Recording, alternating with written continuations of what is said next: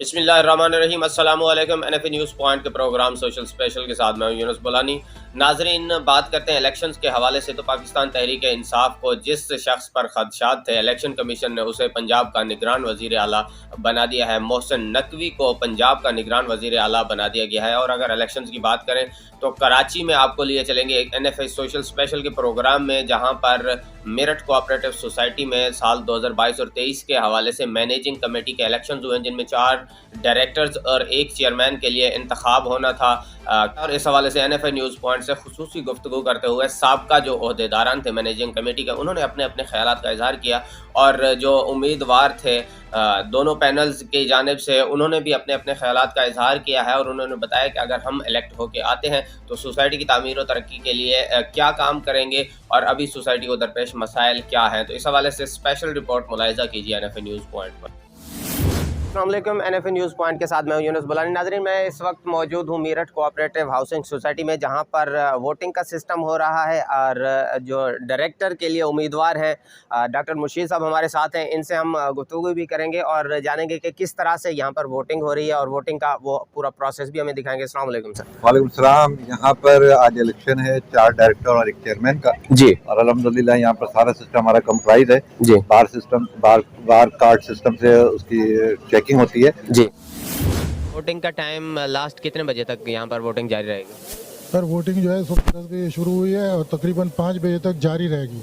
यहाँ मैं आपको ये बता दूँ कि इस वक्त 4 डायरेक्टर और 1 चेयरमैन का इंतखाब हो रहा है।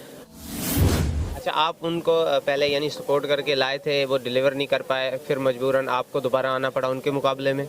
जी हाँ, ऐसा ही है। तो अभी क्या लगता है आपको, अगर आप दोबारा इलेक्ट हो जाते हैं यहाँ पर, तो सोसाइटी के लिए कुछ आपने प्रोग्राम सेट किया हुआ है कि क्या इसमें जो है मसाइल हैं और उनको किस तरह से फिर हल करेंगे आप? जी हाँ, मसाइल तो अल्लाह का शुक्र है कि अब इतने नहीं आए। यहाँ हम सब चीज़ें ले आए, बिजली भी यहाँ हम ले आए हैं, पानी की भी पिछले 3 महीने में हमने 2 इंच की 2 लाइनें ले ली हैं, जबकि यहाँ 1984 से सिर्फ 1 ही लाइन थी, वो भी 1 इंच की। तो पानी के मसाइल थे और अभी भी हैं। और हमारा जो फर्दर प्रोग्राम है, इंशाल्लाह हम 1 लाइन मज़ीद लेंगे। और यहाँ आप देखिए, हमने इस वक्त 3 मस्जिदें ज़ेर तामीर हैं। 8A की मस्जिद तो तकरीबन मुकम्मल हो चुकी है। और यहाँ मैं आपको बता दूँ, ये जो मस्जिदें बन रही हैं उसके ट्रस्ट बने हुए हैं, और वो ट्रस्टी जो हैं वही खुद बना रहे हैं। और लोग जो है अपने यहाँ जो मेंबरान हैं, ये उनके ताउन से मस्जिदें बन रही हैं। इसी तरह प्ले फील्ड भी 3 जो हैं वो 9A में तकरीबन बन चुकी हैं, और 8A की भी अभी हमने बनानी है। तो देहात का सीन दे रही हैं। आप अभी अगर आ जाते हैं तो आपकी क्या प्रायोरिटीज होगी, पहले आप क्या करेंगे? कुछ देखिए, मैं तो ऑलरेडी हूँ चेयरमैन था, अभी हूँ सोसाइटी का।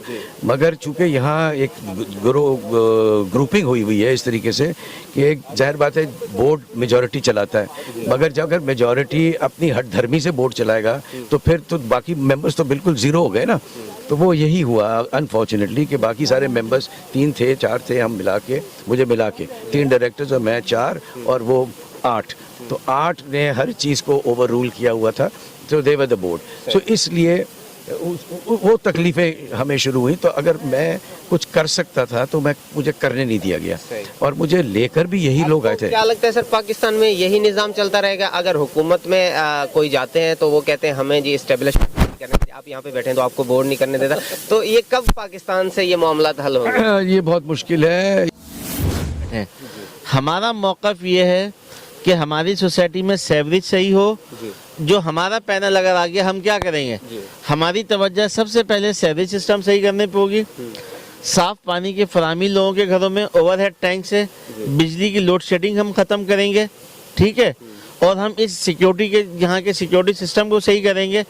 हमारी फ़िलहाल पहले साल में सिर्फ ये 4-5 प्लानिंग है बस।